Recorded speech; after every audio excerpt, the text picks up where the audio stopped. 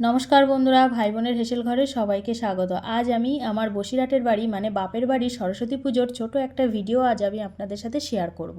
এখানে আপনারা দেখতে পাচ্ছেন ঠাকুরের ব্যাকগ্রাউন্ডের কাজ চলছে। আমি আর ভাই মিলে একটা ঢাকের সাজের ব্যাকগ্রাউন্ড বানাচ্ছি। আমি কাজটা করছি, ভাই আমাকে হেল্প করছে। ব্যাকগ্রাউন্ডটা পুরোপুরি কমপ্লিট হয়ে গেছে। পরদিন আমি আর ভাই চলে গেছি ঠাকুর বাড়িতে। গিয়ে দেখি মায়ের সাজ কিছুই কমপ্লিট নেই। তারপর আমি নিজের হাতে মায়ের লিপস, শাড়ির ড্রাপিং, হেয়ার, জুয়েলারি সবটা একটু একটু করে করেছি এবং হেয়ারটা একটু বাকি ছিল, সেটা আমি বাড়ি এনেই পুরোপুরি কমপ্লিট করেছি।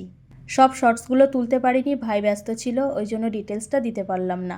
বাড়ি এনে মায়ের হেয়ার, জুয়েলারি পরিয়ে কিছু ফুলের কাজ করে পুরো সাজানোর কাজটা কমপ্লিট করেছি। এখন ফাইনাল লুকটা দেখে আপনারা বলবেন যে কেমন হয়েছে মায়ের লুকটা। এইভাবে মাকে নিজের হাতে সাজাতে পেরে সত্যি একটা অন্যরকম অনুভূতি হচ্ছে, সেটা বলে বোঝানো যাবে না। যাই হোক, এই সব কিছু কাজ কমপ্লিট করে পরদিন সকালে মানে 2রা ফেব্রুয়ারি রবিবার খুব সকালে উঠে স্নান করে ঠাকুরঘরের সব গোছগাছ করতে শুরু করে দিলাম। এখানে দেখতে পাচ্ছেন আমি চন্দন বাটছি, তারপর এক একে বরণডালা সাজানো, প্রসাদ বানানো সব কিছু করে আমি একটু সাজুগুজু করতে চলে গেলাম। এদিকে আমাদের ঠাকুরমশাই চলে এসেছেন, পুজোর কাজও শুরু করে দিয়েছেন। ঠাকুরমশাই পুজো করছেন, আমিও এদিকে সাজুগুজু করে চলে এসেছি। আজ আমাদের বাড়িতে ছোট্ট একটা বনু আছে, তার আজ হাতেখড়ি হলো। পাড়ার থেকে কিছু কিছু লোকজনও এসেছে, সাথে কিছু বন্ধু বান্ধব, সবাই মিলে আমরা একসাথে অঞ্জলি দিতে বসে গেছি। পুজো শেষে প্রসাদের ব্যবস্থাও ছিল।